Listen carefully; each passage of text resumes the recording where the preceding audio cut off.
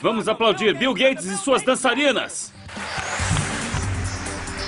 Ele começou como um adolescente tímido e obcecado por computadores e terminou como o homem mais rico do mundo. Ele nunca curtiu o estilo de vida dos ricos e famosos. Você sente que o dinheiro é quase um aborrecimento para ele. William Henry Gates III, a maioria o chama apenas de Bill Gates, construiu um império ao pensar de uma maneira completamente nova. Eu não tenho dúvida de que em 100 anos as pessoas vão falar dele como falam do Rockefeller, do Carnegie e de Ford, como uma pessoa que transformou uma era. Agora, após liderar a revolução digital e enfrentar muitas batalhas de antitrust contra o governo, Bill Gates é um homem diferente do que era alguns anos atrás. Ele é um pai dedicado e um ávido jogador de golfe que por acaso tem uma fortuna de 100 bilhões de reais.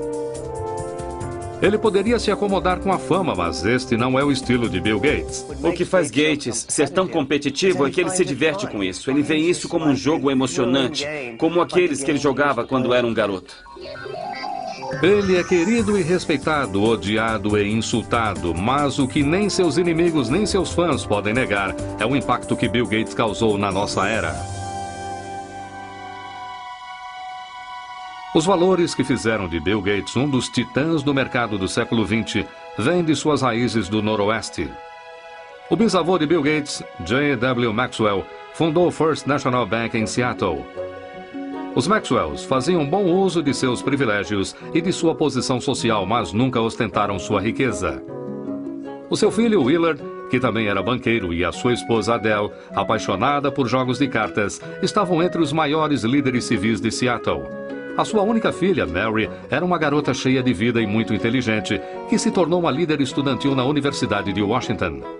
Atlética e sociável, às vezes chamavam Mary Maxwell de Sorriso. Seu entusiasmo e sua energia afetavam todos à sua volta. Geralmente há um pequeno grupo que está sempre no meio da ação. Mary era uma dessas. Mary não se deixava influenciar.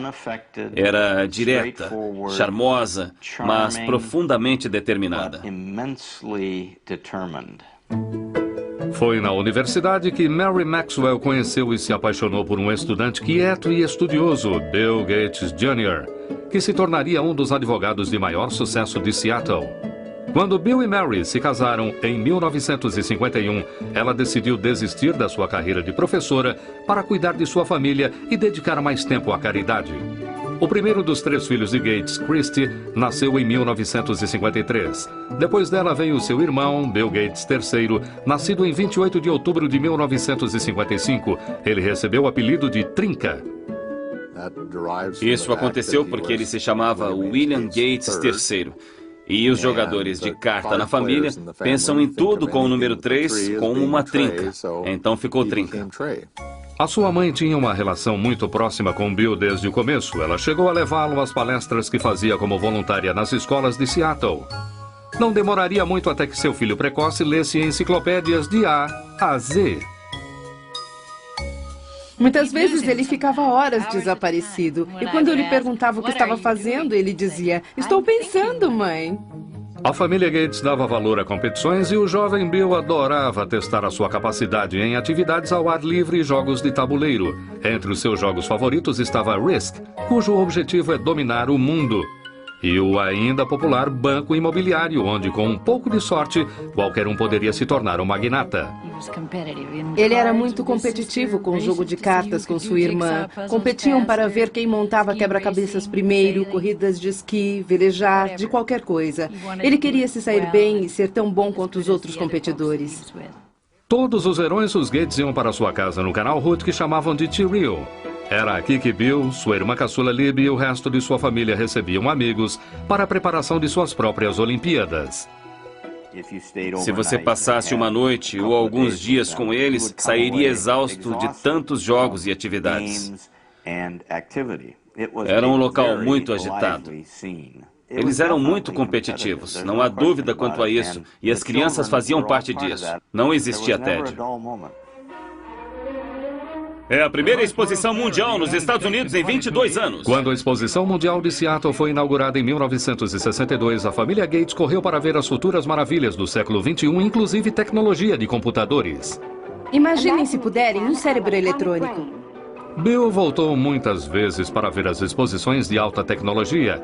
Já estava claro que ele tinha um talento natural para matemática e ciências, mas ele também estava se tornando um solitário, mostrando sinais de uma rebelião pré-adolescente que o colocavam em divergência com a sua mãe.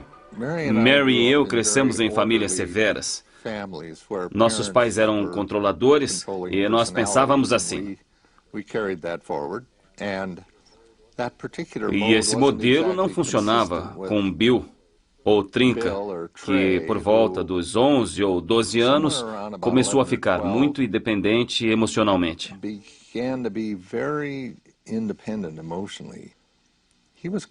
Ele queria decidir sozinho o que iria e não iria fazer. E isso foi muito difícil para nós, especialmente para Mary. Ele estava um pouco perdido. Ele estava inquieto na escola, não sabia exatamente como queria passar o seu tempo. É claro que era muito inteligente, um garoto brilhante, mas estava sem rumo. E ele fez aconselhamento naquela época e também mudou de escola.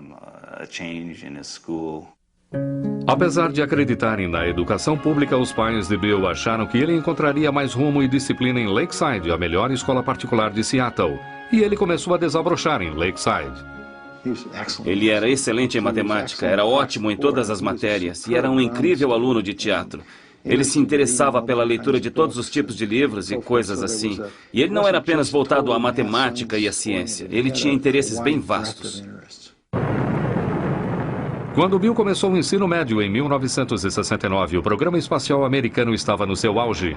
Apollo 11 havia levado o homem à Lua em julho. A águia pousou. Mas os computadores que tornaram isso possível ainda eram gigantes eletrônicos que custavam bilhões de dólares e exigiam um exército de pessoas para manuseá-los. A maioria das escolas da época não poderia comprar um computador, mas Lakeside havia feito um negócio incrível que seria decisivo para Bill Gates. Uma empresa de Seattle ofereceu o uso do seu computador através de um teletipo ligado à escola. O jovem Gates ficou fascinado pelas possibilidades daquela máquina primitiva e começou a passar todo o seu tempo livre na sala do computador. A história que contam, e que é verdade, é que ele acordava no meio da noite e saía para mexer no computador. E depois voltava, e não percebíamos que ele tinha saído. Bill Gates dividia essa obsessão com seu amigo de escola Paul Allen, que não poderia ser mais diferente de Gates. Ele não era apenas 2 anos mais velho, mas também muito maior. Enquanto Allen era quieto e meditativo por natureza, Bill podia ser estridente e confrontador. Apesar disso, essa dupla estranha estava destinada a fazer história. Enquanto estudava na prestigiosa escola Lakeside, Bill Gates conheceu Paul Allen, um veterano que dividia sua obsessão por computadores. Eles ficaram amigos escrevendo código de software juntos e também eram competitivos, Paul Allen e Bill Gates. Às vezes eles brigavam. Em uma ocasião, Paul Allen expulsou Bill Gates, que era um pouco mais novo, do grupo que tinham para escrita de código de software. Mas depois percebeu que não conseguiria fazer sem ele e Gates disse: "Estou feliz por ter voltado, mas agora estou no comando." Em 1970, quando Bill tinha apenas 15 anos, ele e Paul Allen entraram no mercado juntos. Os dois garotos lucraram R$40 mil com o Traffic Data, um programa de computador que criaram para medir o volume de tráfego da cidade de Seattle. Apesar de Bill ter a vantagem do dinheiro de sua família, ele estava determinado desde o começo a fazer a sua própria fortuna. O pai de um dos amigos do Bill dizia que ele tinha um bom olfato para dinheiro. Mesmo quando era criança, ele sabia o valor de um contrato. Ele tinha até um contrato para usar a luva de beisebol de sua irmã mais velha, que estava assinado como um documento legal. No verão de 1972, aos 17 anos, Bill foi para Washington, D.C. para trabalhar como um mensageiro do Senado. Esse contato com políticos e governadores lhe seria útil no futuro. Quando voltou para casa, naquele outono, ele tirou licença da escola, quando ele e Paul Allen conseguiram seu primeiro trabalho para uma empresa de computadores. Eles começaram a falar em abrir a sua própria empresa, mas os Gates insistiam que seu filho terminasse o ensino médio e fizesse uma faculdade. A mãe dele se preocupava por ele não ser muito atirado socialmente. Bom, talvez ele fosse, mas ele tinha outras coisas em mente. E ele não era rude, não era grosseiro. Ele só seguia um caminho diferente. Mas sua genialidade tinha outros planos. Bill se formou em Lakeside em 1973 e seus pais receberam com orgulho a sua aceitação na Universidade de Harvard. Assim, ele deixou Seattle e foi para o leste, para Cambridge, em Massachusetts. Como calouro em Harvard, ele chegou a pensar em se preparar para uma carreira no direito, mas nenhum curso inspirava tanto a sua imaginação quanto seu trabalho com computadores. Bill era uma pessoa muito determinada a fazer aquilo que lhe interessava fazer. Aquilo que não lhe interessava muito, que normalmente incluía as suas matérias acadêmicas, ele tendia a levar adiante e passar apenas com talento. Eu lembro que havia um curso de introdução à literatura grega e, se me lembro bem, ele não havia feito nenhum trabalho dessa matéria o ano inteiro. Ele ficou acordado na noite anterior à prova, dormiu durante uma parte do exame e ainda assim tirou B. Não é muito surpreendente que Gates tenha dormido durante o exame. Entre as suas aulas e o tempo que passava no Centro de Informática de Harvard, ele parecia estar ligado 24 horas por dia. Ele sempre foi muito focado no que estava fazendo. Entrava no quarto, não se trocava e simplesmente deitava na cama, que, é claro, nunca estava arrumada, porque ele não tinha tempo para isso. Ele dormia com a porta aberta, todo vestido, deitava e dormia. E quando estava descansado, já estava de volta à ativa para o próximo passo. Bill descansou o suficiente para fazer grandes amizades em Harvard, mas a vida social não era sua prioridade.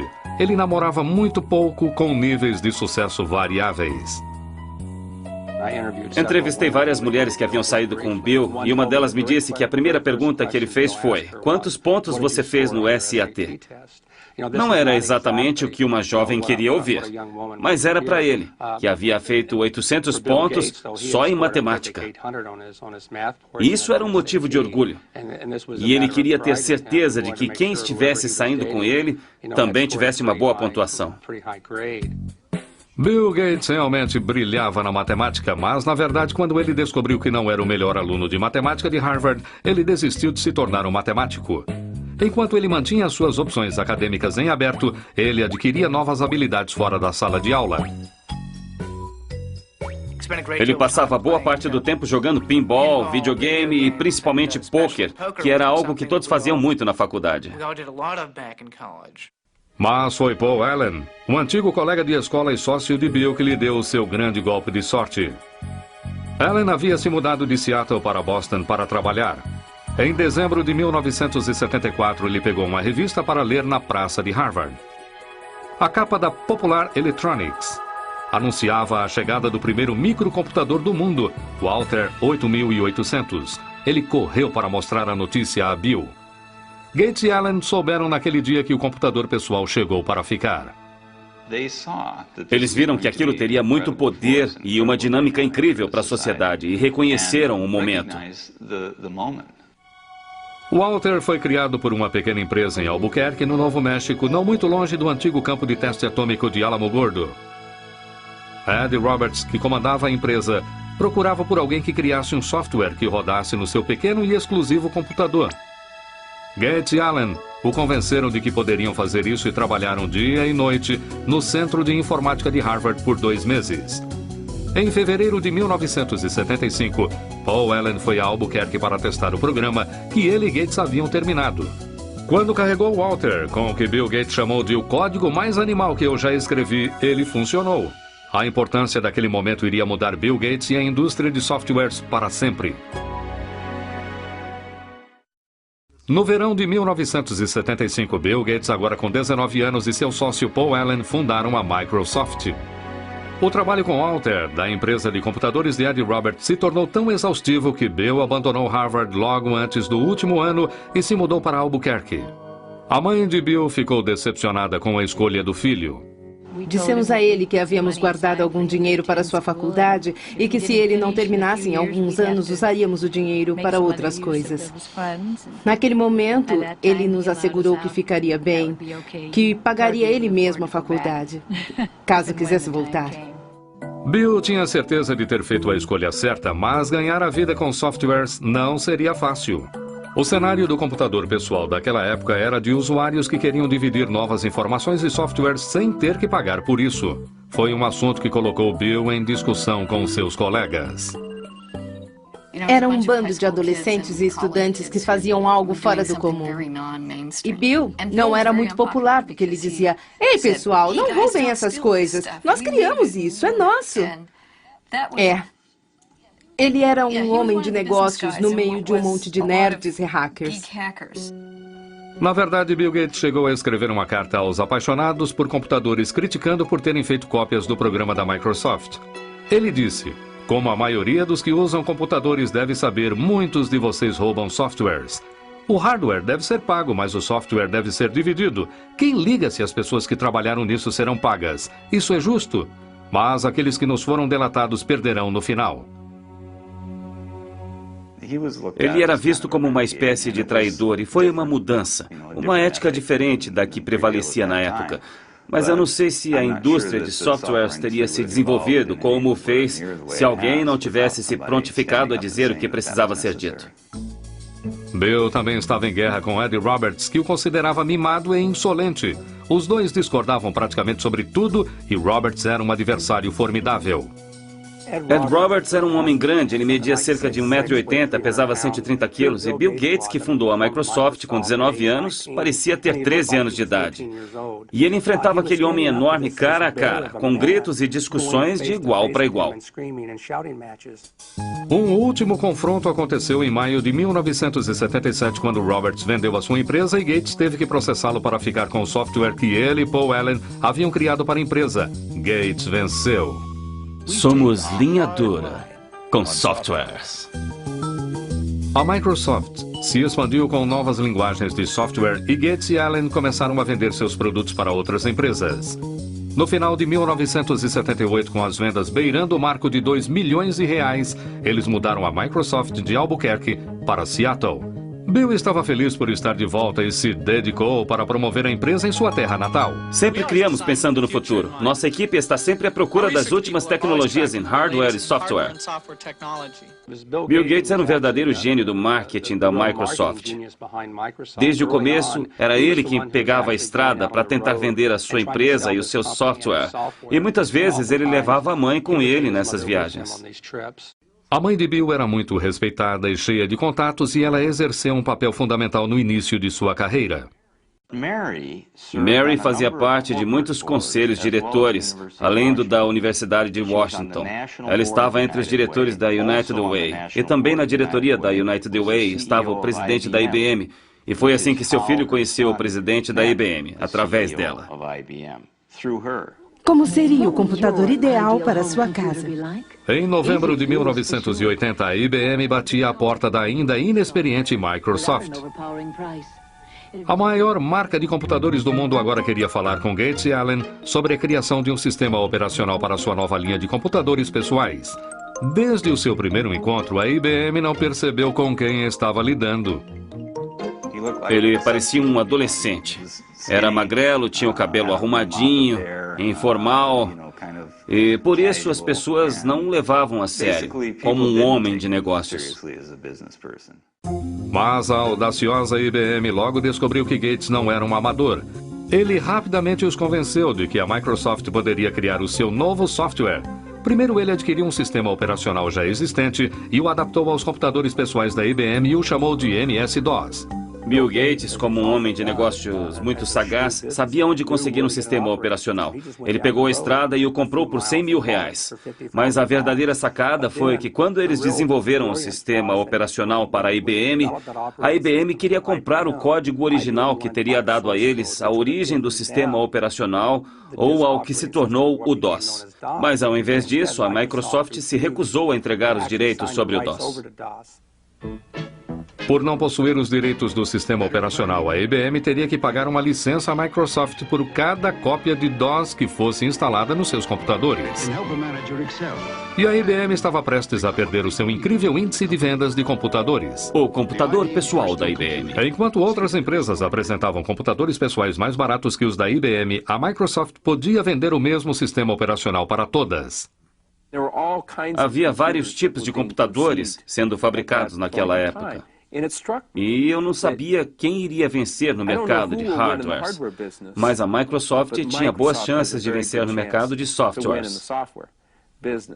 Entre 1978 e 1981, o crescimento da Microsoft foi incrível. Os funcionários aumentaram de 13 para 128. Os lucros das vendas deslancharam de 8 milhões para 32 milhões de reais. Em 1983, 30% de todos os computadores pessoais no mundo funcionavam com o software da Microsoft. Mesmo assim, Bill Gates nunca tirou seus olhos do orçamento. Ele nunca voava na primeira classe, a não ser que fosse extremamente necessário. Era comum vê-lo na classe econômica com um cobertor sobre a cabeça, tentando dormir. Os seus pais lhe ensinaram muito bem, desde o começo, o valor do dinheiro e do trabalho pesado. E isso refletiu mais tarde na sua vida. Não apenas na maneira como comandava a sua vida pessoal, mas a Microsoft. O meu nome é Bill Gates, eu sou presidente da Microsoft. O começo dos anos 80 foi uma época excitante para essa indústria comandada em geral por pessoas com menos de 30 anos. A Microsoft começou a criar softwares para empresas inovadoras, como a Apple e o seu guru Steve Jobs. O seu computador e software Macintosh foram considerados por muitos como os mais geniais da indústria e como um marco para o futuro. Para se criar um novo padrão, é preciso de algo muito inovador e que capte a imaginação das pessoas. E o Macintosh, de todas as máquinas que eu já vi, é o único que alcança esse padrão. Mas logo, Microsoft e Apple travariam uma batalha sobre os direitos da próxima geração de softwares.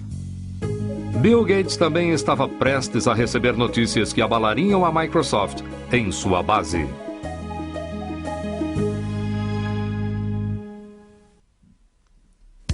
Em 1983, o futuro não podia parecer mais promissor para Bill Gates, agora com 28 anos, e para a Microsoft.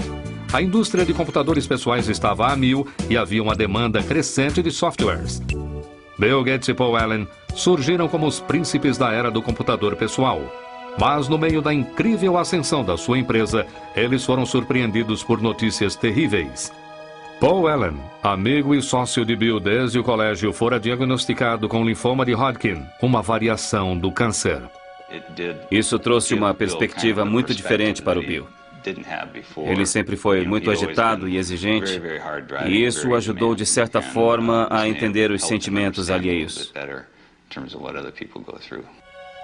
A doença de Allen regrediu um ano depois, mas ele nunca mais acompanharia totalmente o dia a dia da Microsoft.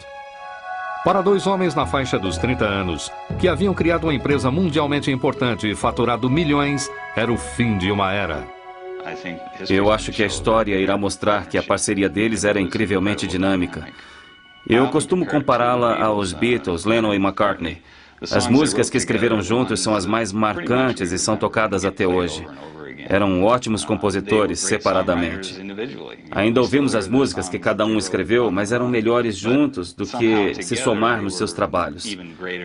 E Paul e Bill eram assim. Em 1984, Bill Gates se tornou o único rosto da Microsoft. Em abril daquele ano, ele foi apontado pela revista Time como o representante por excelência de um novo tipo de homens de negócios que entendiam tanto de tecnologia quanto de estratégias empresariais.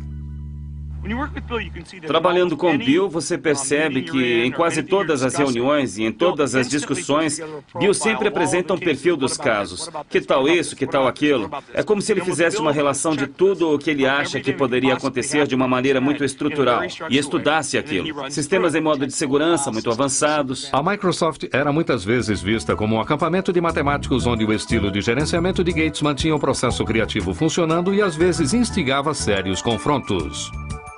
O Gates mais jovem competia por tudo. Ele chamava qualquer coisa de a ideia mais idiota que já ouvi. E isso fazia parte de um teste para ver... Bom, se você discorda, me convença de que não é a ideia mais idiota do mundo.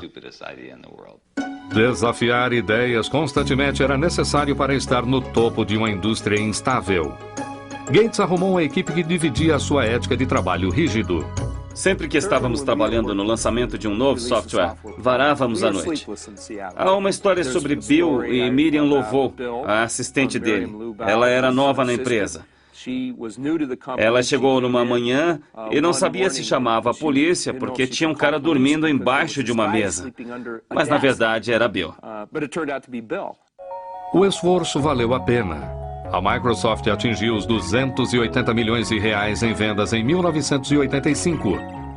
Em 1986, Gates lançou o Microsoft Windows. Este seria o programa mais conhecido da empresa. Os críticos logo notaram que o uso do mouse, além dos ícones, tinha mais do que uma leve semelhança ao sistema operacional do Macintosh da Apple, que era considerado de fácil uso. Se sabe usar o dedo, já sabe como usar. Macintosh, o computador para todos nós. A Apple dera a Gates acesso completo à sua tecnologia enquanto ele trabalhava no novo software da Macintosh. Gates havia avisado a Apple anteriormente para licenciar o seu software, mas a Apple estava mais interessada em vender computadores do que softwares, e a sugestão foi ignorada. Mais uma vez, Gates avistou uma possibilidade e a agarrou. Neste setor, nós competimos e colaboramos ao mesmo tempo. Bill conversou comigo uma vez. Ele disse, sabe que sou um competidor, então mesmo sendo seu amigo, não me dê nenhuma informação que não queira que eu use contra você, porque sou seu concorrente. E se você me disser algo que eu possa usar nessa competição, eu farei isso. A Apple decidiu que Gates não ficaria com parte do seu lucro e ameaçou processá-lo pelo Windows. Gates, em contrapartida, diz que ficaria com o software da Microsoft que a Apple precisava para instalar em seus computadores. No final, a Microsoft venceu a Apple no tribunal. Por fim, a Microsoft venceu ao mostrar que, apesar das similaridades operacionais dos dois computadores, cada função individual do Windows era extremamente diferente das funções individuais do Macintosh. Apesar de a primeira versão do Windows estar longe da perfeição, trouxe uma nova base financeira e criativa à Microsoft. Em 1986, Bill Gates abriu as ações da empresa. Ele possuía 45% das ações, o que fez dele um bilionário aos 31 anos. Ainda assim, Gates nunca se sentiu seguro sobre a posição de sua empresa. Ele não queria falhar. E quando você tem essa preocupação, quando você está sempre de olho no seu retrovisor para ver quem está tentando sabotar a Microsoft, num certo dia isso o consumiu. E isso, sem dúvida, fez dele o ser humano mais competitivo da indústria de computadores pessoais. E ele é guiado por uma energia incandescente. Gates também ganhava a reputação de ser cruel e algumas forças poderosas começaram a se colocar contra ele. Agora que os PCs haviam decolado, a IBM havia decidido modificar o seu sistema operacional para substituir o DOS, que era licenciado à Microsoft. Ele foi chamado de OS/2. Estávamos preocupados em saber se aguentaríamos o baque, por assim dizer, ainda mais por ser uma verdadeira pancada. A IBM era uma empresa muito poderosa, com muitas equipes de software, com muito dinheiro e com muito potencial para tirar a Microsoft do mercado operacional. Ironicamente, a Microsoft teve o seu papel no desenvolvimento do OS/2, mas Bill Gates não pensava em desistir do seu próprio software. Ele decidiu arriscar a fortuna da sua empresa e a sua própria reputação com o software Windows, para que a sua equipe continuasse a trabalhar, mesmo que isso significasse perder a IBM, o seu maior cliente. Em 22 de maio de 1990, a Microsoft lançou o Windows 3.0. Essa versão nova e aperfeiçoada logo se tornou campeã de vendas. No final das contas, o OS/2 não conquistou o mercado, deixando para a Microsoft o monopólio dos sistemas operacionais de PCs. Agora, a Comissão de Comércio Federal começava a receber reclamações de que Gates estava usando seu domínio sobre os sistemas operacionais para acabar com a concorrência, diminuindo o preço dos produtos da Microsoft. Parecia que o presidente conciliatório da Microsoft estava ganhando uma imagem de predador. Bill Gates não é um homem bruto. Ele só precisa vencer. Podia até ser uma vitória feia. Não importa. É sempre uma vitória. Os preços predatórios não eram a única acusação atribuída à Microsoft. Em 1993, o Departamento de Justiça deu início a uma nova investigação. Gates teria de enfrentar um de seus maiores oponentes, o governo dos Estados Unidos. Em 1993, Bill Gates e a Microsoft estavam mais uma vez sob investigação pelo Departamento de Justiça americano. Eles avaliavam queixas de que a Microsoft estaria cobrando as licenças das marcas de computadores com base no número de computadores vendidos, incluindo aqueles que não utilizavam o software Windows. Eles fizeram com que os fabricantes de computadores pagassem pelo software da Microsoft, mesmo que não fossem instalados em seus computadores. E, como consequência disso, impediram a entrada de concorrentes no mercado. O Departamento de Justiça acusa a Microsoft, a maior empresa de softwares do mundo, de utilizar práticas ilegais de marketing de quebras de contratos. Em julho de 1994, a Microsoft concordou em cancelar as cobranças em questão e o Departamento de Justiça arquivou o caso. Gates nunca iria admitir que a Microsoft houvesse monopolizado o mercado, alegando que apenas fornecia softwares melhores por preços mais baixos. Não somos como crocodilos, não saímos por aí comendo coisas. Nós inventamos essas lindas caixinhas, esses belos pacotes de software que você instala no seu computador e ou você se diverte usando e isso te ajuda a fazer as coisas ou não. Mas não era tão simples assim para os investidores. As sondagens do governo e as brigas com a IBM e com a Apple fizeram com que o valor das ações da Microsoft caísse. Agora, havia mais pressão do que nunca para o lançamento da próxima versão do Windows. Gates encontrou maneiras criativas de aliviar a tensão. Ele apareceu nos comerciais da sua empresa com a maior arma da Microsoft, Steve Ballmer. Muitas vezes ele fazia entradas dramáticas para promover a sua empresa em convenções de software. Uma vez chegou vestido de Sr. Spock, de Jornada nas Estrelas. Gates também fundou o Microgames. Essa gincana para funcionários da Microsoft é uma reminiscência dos seus jogos de criança no canal Hood. Era como um acampamento de verão para adultos. Todos iam para a casa dele. Ele passava meses pensando quais seriam os jogos. Era como um mestre de cerimônias. Ele montava as nossas equipes com muita atenção à dinâmica das equipes e como poderíamos interagir. Nós tínhamos de participar desses jogos como os de um acampamento de verão. E eu conheci Melinda em um desses jogos. Melinda era uma moça de 28 anos formada com um MBA na Universidade de Duke. Ela havia trabalhado como executiva da Microsoft por muitos anos. Estava cada vez mais claro para a família de Bill e seus amigos que ela era a mulher com quem Gates, aos 37 anos, decidira passar o resto de sua vida. Ele namorou Melinda por bastante tempo antes de se casarem, e eu os acompanhei com o passar dos anos. Eles sempre pareceram ter uma relação especial, um nível de intimidade, de conexão intelectual que soltava faíscas. Ela é realmente uma pessoa maravilhosa, é perfeita para ele. É muito inteligente, organizada, ela o apoia e se interessa por sua família e por uma boa convivência familiar. Bill e Melinda se casaram em 1º de janeiro de 1994 no Havaí. Uma noite antes da cerimônia, Bill havia preparado uma serenata especial para Melinda.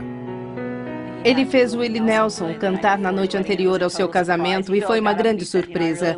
Bill se levantou e disse: "Eu amo Melinda e gostaria de cantar umas músicas para ela nesta noite, mas como eu não canto muito bem, pedi a um amigo que viesse cantar para nós." Em Melinda, Bill encontrou uma parceira que lhe dava o tipo de felicidade pela qual ele sempre procurou e alguém que entendia as demandas do seu trabalho. Mas apenas meses após o seu casamento, a alegria que Bill dividira com sua família se transformaria em desgraça. A sua mãe Mary, que havia sido a sua maior aliada, fora diagnosticada com câncer de mama.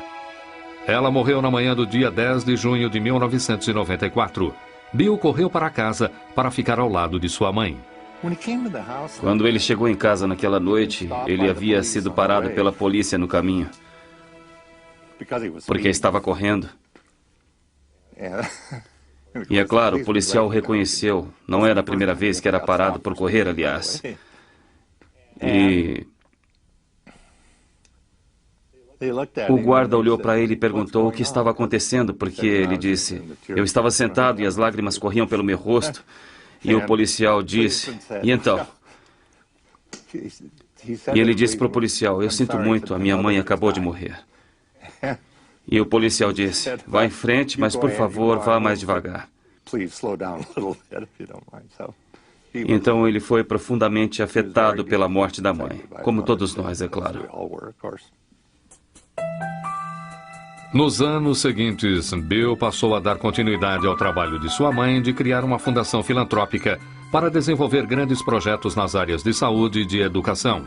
Mas nem mesmo toda a sua riqueza e poder o protegeriam da crise que ele e a Microsoft teriam pela frente. Em 1995, Bill Gates, agora com 39 anos, estava estabelecido em uma nova vida de homem casado. Com a sua esposa Melinda, ele tirou férias para explorar o mundo da África até a China. Parecia agora que Bill Gates realmente tinha tudo. Este é um homem tão bem sucedido que o seu chofer é Ross Perot, senhoras e senhores. Vamos aplaudir Bill Gates e suas dançarinas. 1995 também foi um ano de merchandising para a Microsoft. O Windows 95 foi apresentado ao som de trombetas. O apresentador do Tonight Show, Jay Leno, fez uma propaganda rasgada do novo software. O Windows 95 é tão simples que até um apresentador pode entender. Claramente, Gates ainda era o melhor vendedor da Microsoft, mas daqui para frente não seriam apenas negócios para o chefe. Em 26 de abril de 1996, Bill e Melinda deram boas-vindas à sua primeira criança, uma menina chamada Jennifer. Ele ama aquela garotinha. É algo lindo de se ver. É muito gratificante para um pai ver seu filho ter o mesmo sentimento pelos filhos dele, assim como eu sentia por ele e suas irmãs. Então, é muito gratificante. Um ano após o nascimento de sua filha, Bill mudou-se com sua família para uma casa dos sonhos de 108 milhões de reais. Além dos quartos, havia uma biblioteca que abrigava um caderno de Leonardo da Vinci, pelo qual Gates pagou mais de 60 milhões de reais. Apesar de a casa servir para muitas funções empresariais, para a família Gates era apenas o seu lar. É uma casa muito familiar e aconchegante. Eu me lembro da primeira vez em que fui até lá, depois de completamente terminada, andando pela casa e vendo motocas de brinquedo por toda parte e coisas assim. Não é uma casa antisséptica, onde você tem medo de tocar qualquer coisa ou de se sentar. Enquanto a vida pessoal de Bill Gates se completava, sua vida profissional ia se tornando frustrante. Em 1997, ele descobriu que estava muito atrasado no estrondoso mercado da internet. Uma empresa chamada Netscape estava dominando as vendas dos navegadores da internet, os softwares necessários para ter acesso aos sites. Gates, para diminuir essa diferença, decidiu incluir o Explorer, o seu navegador, em todas as cópias do Microsoft Windows. Muitos viram isso como uma jogada suja para eliminar o seu maior rival. Se a Microsoft optou por causar prejuízo à Netscape ou qualquer outro concorrente, então o consumidor não pode fazer uma escolha justa. E quando o consumidor não faz uma escolha justa, o mercado não funciona efetivamente. Em 1998, Gates foi chamado ao Senado, onde já havia trabalhado como mensageiro e sido acusado de gerenciar um monopólio ilegal. Eu espero que o meu testemunho ajude esta corte a solucionar este caso. Isso seria melhor para os consumidores e para a indústria. E é por isso que eu estou aqui. Obrigado. O Departamento de Justiça do presidente Bill Clinton, além de outros 19 estados, processaram a Microsoft por antitrust. Foi o maior processo dessa categoria que já existiu na história da indústria de computadores. A Microsoft tem o poder hoje de exercer um controle predatório e exclusivo sobre os meios que utilizamos para acessar a internet. Seria como a General Motors ter o poder de ditar que tipo de gasolina você deve colocar no seu carro, ou qual rodovia você deve usar, ou até como chegar a essa rodovia. Em 2000, um juiz federal decidiu que a empresa deveria se dividir em duas. Após mais de 2 décadas de sucesso irrefreável, este foi um grande abalo para Bill Gates. O julgamento de antitrust afetou Bill Gates profundamente. Ele ficou muito sensibilizado com as acusações de que ele seria petulante, de que era arrogante, de que não respondia todas as perguntas com honestidade e de que estaria tentando dificultar o trabalho dos promotores. O processo antitrust durou 4 anos e custou milhões de dólares à Microsoft por honorários legais. Por fim, em 2002, o Departamento de Justiça, sob o comando do presidente George Bush, ofereceu à Microsoft um acordo favorável. Seria um momento de fúria para os detratores da Microsoft e um momento triunfante para Bill Gates e sua empresa. Durante o processo por antitrust, Bill Gates surpreendeu a todos ao deixar o cargo de presidente da Microsoft e se dividir entre a presidência e o cargo de arquiteto-chefe de softwares. A vaga de presidente ficou para o seu velho amigo de Harvard, Steve Ballmer. Eles eram velhos amigos e Gates realmente só queria ser o homem das ideias. Ele queria dar um passo para trás. E foi isso que ele fez. E isso funciona muito bem hoje. Foi difícil para ele abandonar a sua cria, mas ele se acostumou. Na última década, Bill Gates esteve em uma missão: dividir a sua riqueza. Em 2000, ele abriu a Fundação Bill e Melinda Gates, que gasta centenas de milhões de reais todos os anos com computadores, vacinas e medicamentos para os mais necessitados. Os mundos dos ricos e dos pobres são muito separados. A conscientização da crise da AIDS e das intervenções efetivas que podem ser tomadas é muito defasada. Chegou a hora de mudarmos tudo isso. Ele já disse publicamente que não deixará sua vasta fortuna para seus filhos. O que o Bill Gates disse é que irá doar, antes da sua morte, 90% da sua fortuna. Bill Gates se tornou um ícone mundial. O seu segundo livro, A Empresa na Velocidade do Pensamento, foi publicado em 25 idiomas e está disponível em mais de 60 países. Em 2004, a revista Forbes o classificou como a pessoa mais rica do mundo pelo 11º ano consecutivo. O seu patrimônio líquido de 100 bilhões de reais lhe proporciona algum tempo para se divertir, mas não muito. A indústria está sempre mudando. É o jogo perfeito, porque nunca tem fim. Você não pode sentar e relaxar. Apesar de tudo, William Henry Gates III se manteve o mesmo competidor de sempre. Pensando no futuro, esse visionário investe muito de sua energia em expandir a Microsoft para territórios globais, como o Oriente Médio e a China. Enquanto isso, Gates e a Microsoft estão focados em aperfeiçoar o seu software para combater vírus e spams. Dizem que o próprio Gates recebe 4 milhões de e-mails de spams todos os dias. Independente de como será lembrado, um barão da indústria, um filantropo ou simplesmente como o cara que tirou as maiores vantagens, ninguém pode negar que ele mudou a maneira como o mundo opera e se diverte. Quando os biógrafos e historiadores se voltarem à história do século XX, Bill Gates irá aparecer como o melhor homem de negócios do nosso século e a Microsoft como uma das melhores empresas do século XX. É impressionante o que essa empresa foi capaz de fazer em tão pouco tempo. Esta é uma das maiores histórias de sucesso do século XX. Distribuição Logon Editora. Versão brasileira.